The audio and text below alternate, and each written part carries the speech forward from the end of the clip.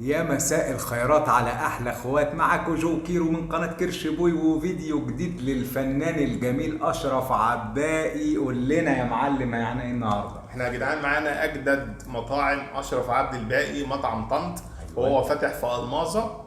جبنا المنيو بتاعه كله نجربه ونقول لكم راينا ايه. يا مسهل يا رب. واحنا طبعا سقف توقعاتنا عالي جدا، لان احنا لما جربنا طنط هنا في القناة كانت الحاجة ممتازة. حصل. فنتمنى ان تبقى بنفس الجودة ان ما كانش اعلى. وعايزين ايه يا باشا؟ عايزين 5000 لايك وشباب ده في كل مكان. واللي لسه ما اشتركش في القناه بعد اذنك اشترك وفعل زر التنبيهات علشان يوصلك كل جديد. هنجيب كل ما هو جديد ونرجع لكم على طول، واوعوا تروحوا اي حاجه.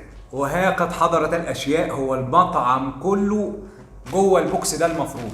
حصل. مفيش حاجه ناقصه، يعني بنعمل المنيو كامل بتاع مطعم ميني طنط الصغيره.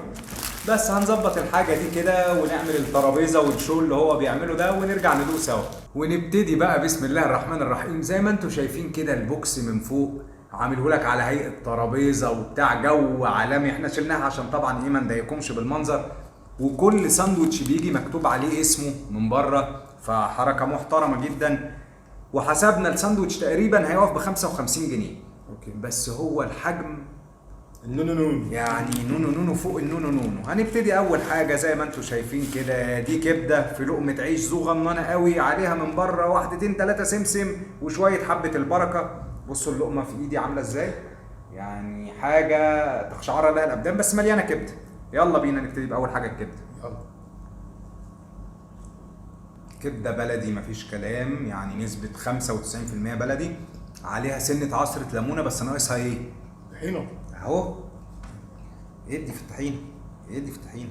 الكبده دي يا جماعه تقيله من النوع اللي جو بيحبها. قوي. ما انا انبسطت، انا منبسط بزياده. الطحينه مش افضل حاجه، عجبتني الصراحه. عاديه. انا حبيت الكبده لوحدها اكتر من بالطحينه. لقمه العيش وهميه ما عليهاش خلاف. طازه. الدنيا لذيذه، بس السعر يعني مش هتكلم في الكبده، يعني ماشي ساندوتش زي ده كبده نظيفه كده ب 55 جنيه ما عنديش اي اعتراض، عجبني جدا. عجبني جدا، يعني الكبده حلوه بس هي نكهتها قويه ما بحبهاش قوي كده. الطحينه خليتها بالنسبه لي مقبوله اكتر. مفيش غلطه في الساندوتش. نعد. يلا بينا. 1 2 3. 8.5 من 10. والله كنت عايز اروح مع 8 ونص بس قلت 9 عشان كان نضيف قوي. انا 9 وكيلو 8 ونص، وهنجيب اللي بعد كده. نخش بقى على تاني حاجه في البوكس يا جماعه. احنا قلنا ان سعر البوكس ده 800 ب 800 جنيه. ايوه يعني ده برضو ب 55 جنيه تقريبا. تاني حاجه معانا بطاطس بيوريه باللحمه. اي في نعم. حته بطاطس كبيره ما شاء الله. يلا بينا ندوقها مع المخلل. يلا. حاجه نظيفه ومخدومه. المخلل عليه نعناع موديه في حته تانية. الخيار المخلل كده بطعم النعناع وهمي. طيب هنتكلم بقى في الساندوتش بتاع البطاطس البيوريه باللحمه المفرومه. اللحمه المفرومه قليله شويتين، وان انا ادفع 55 جنيه في ساندوتش قد 3 عقل صباع على بطاطس ونطوره لحمه، انا شايفها كتير. بغض النظر ان الكواليتي عاليه طبعا، مش هضحك عليكم، بس انا هستكترها. يعني عمري ما اروح افكر اجيب ساندوتش زي ده ب 55 جنيه بطاطس مهروسه كوكو. هو فعلا سعره غالي بس طعمه حلو. تمام. نعد 1 2 3. 7.5 من 10. انا 5 من 10 وكيلو 7.5 من 10. ويلا بينا نجيب اللي بعد كده. ودلوقتي بقى زي ما انتم شايفين النونو رقاق. طب انا عايز افهم، يعني انا ادفع دي بقى نص الساندوتش تقريبا. بصوا يعني قد ايه؟ قد وحدايه يا لهوي. لا وريهم اللحمه. لا وحاول توريها لهم كويس. ايوه. ايه ده؟ ده انا عندي يعتبر لحمه اكتر منك سنه جو كمان. عنده كتير.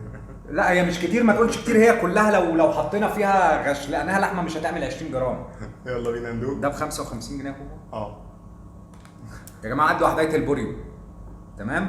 خلينا متفقين ان دي كده ب 55 ودي ب 55، فدول كده ب 110. لا يلا بينا. رقاق حلو مقرمش رغم انه جاي ديليفري. ما هو مش هتوقع اقل من كده في 55 جنيه على القطمتين دول. تعال نجرب بقى الصوص الاحمر ده. طعم السمنه حلو. جدا. ما هو ما فيهوش غلطه، بس الغلطه في السعر، الغلطه في التسعير سيدي القاضي. تعال ندوق بالصوص الاحمر ده.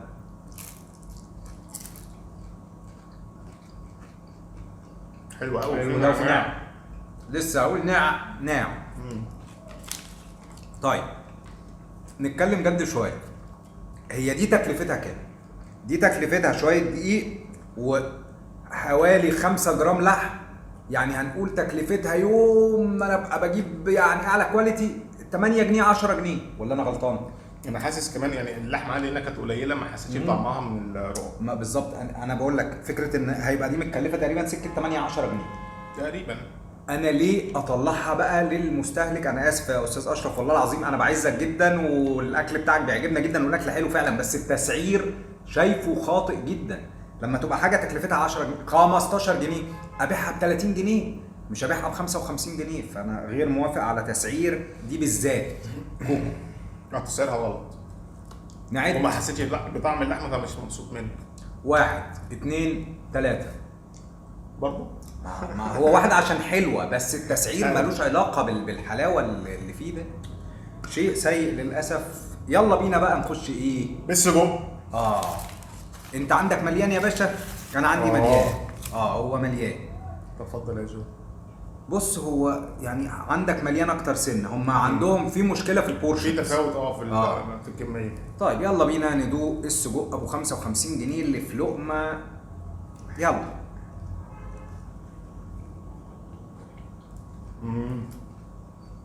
الخلطه دي السجق ده طماطم والسجق تحس كده فيه طعم ضاني. ناخد واحده تانية ضاني ليفل الوحش. طيب السجق كده اكد لي معلومه ان هو بيستخدم حاجات بلدي 100%، ما فيهاش كلام. انا ممكن ادفع في السجق ده 55 جنيه، انما في الرقاق الذي يليه خالص عالمي بخلطه عالميه بالطماطم والبصل والفلفل، مش هتاكله في حته تاني. بس هو مش هتلحق تاكله هو شخصيا لان هو هيخلص قبل ما انت تاكله. بس كوكو عجبني جدا، الخلطه حلوه، السجق تحفه، الكميه مقبوله، السعر على الكواليتي حلو. نعد 1 2 3 9.5 من 10. انا 10 من 10 والكيلو 9.5 من 10، ويا رب نكمل في السعاده دي. والوجبه دي بقى السندوتشات بيجي معاها صنفين ابيتايزر زي ما انتم شايفين كده. دي بطاطس ويدجز، ومعاها هنا الناحيه الثانيه زي ما انتم شايفين شويه ممبار بوبس. ابتدي لنا يا باشا. البطاطس كيلو بطاطس. انا ناخد بطاطسيه شكلها ايه مكلفه. مفيش بعد كده. متوبلها حلوه قوي. نعد. يلا 1 2 3 10 من 10 كبطاطس 10 من 10. جميله. يلا بينا نخش. قول لنا ده ايه يا عم كوكو بقى ده ممبار بوبس. وهم شكلهم ايه يعني لو هنعتبرهم كممبار كبير؟ هم واحدتين ممبار. دي يا نهار ابيض، دي بنتها كانوا لازقين في بعض والله. يلا بينا ندوق الممبار بوبس.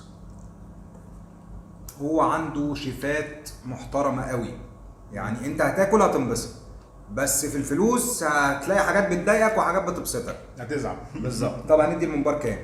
عجبني جدا. انا عجبني، بس ما برضه ما هو زي البطاطس لان هو حاجه جايه يعتبر يعني مع الاوفر ده فكويس. 10 من 10 انا وكيرو. ويلا بينا نكمل في السعاده. ودلوقتي معانا ومعاكم زي ما انتم شايفين كده يعني ده حاجه انت هتجرب الحواوشي ولو عجبك تروح تشتري، لان الحواوشي اقرب حجما للرواق. وضاني.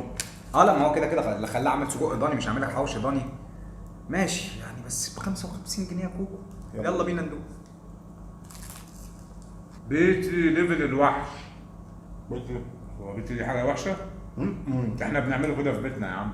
لا بيتي يعني لحمه، لما تنزل تقطع حته لحمه عليها حته ليا مع شويه البصل والخضره وتروح تعملهم في البيت، هو ده. ما هي مكلفه. لا جامد حاجة جدا كواليتي جدا جدا جدا جدا. لا كواليتي فوق الوصف، والقرمشه والاختيار لقمه العيش معالم الجريل وكل حاجه بصراحه يعني. لا ما لو هو بيعمل حواوشي بقى بجد، مش شغل العيال ده، هو هيبقى عالمي. انما ده للاسف كحجم شغل عيال، ولكن الاطعمه كلها النهارده ما فيش حاجه جلت، ده حتى البطاطس والممبار. طب هندي ايه؟ 10 من 10. معلش ما للاسف والله الكواليتي عاليه قوي جدا جدا. الكواليتي عاليه قوي. الحمد لله عجبنا. يا رب يعجبكم وتنبسطوا بيه. خش لنا بقى يا باشا في ده ايه؟ ده الشيش يا جماعه. اه زي ما انتم شايفين كده. ايوه ده شيش زي ما طاووق. تمشيش بيش. وبرضه يعني ايه في يعني انا شايفه مليان. يعني ما هو لازم يبقى مليان لان هي اللقمه مش موجوده. يلا بينا ندوق. الشيش، لا الشيش يبقى لازم طحينه، ده لازم. لازم هو المفروض.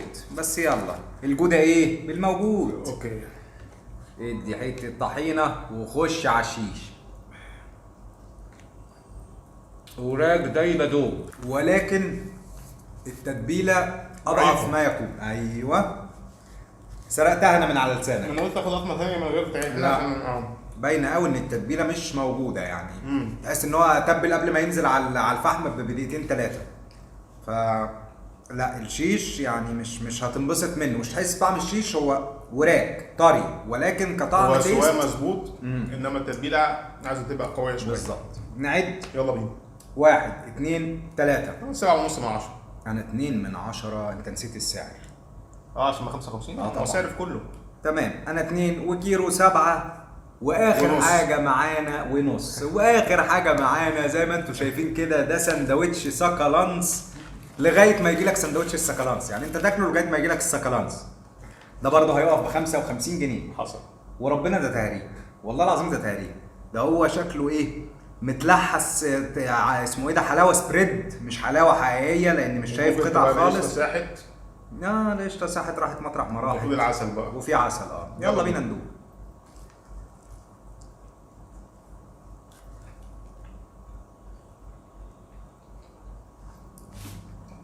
بامانه السندوتش فاضي. ايه ده؟ انا باكل عيش، انا حاسس بطعم العيش وطعم طحينيه كده. ما تعرفش بقى الطحينيه دي جايه من الحلاوه ولا جايه من الطحينه.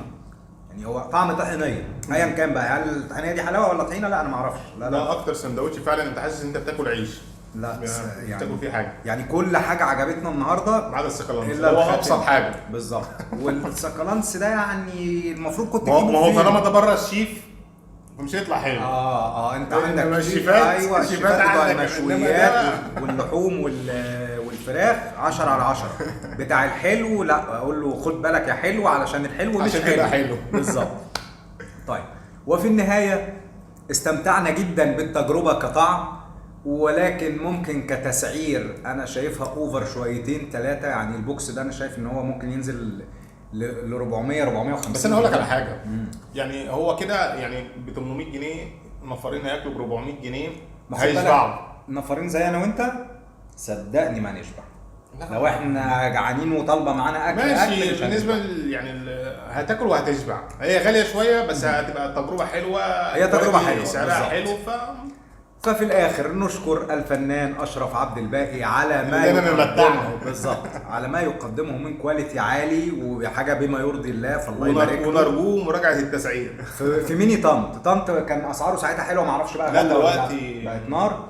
يبقى يا ريت نراجع التسعير يا سياده اشرف عبد الباقي باشا. وشكرا ليك جدا على الكواليتي المحترم دي.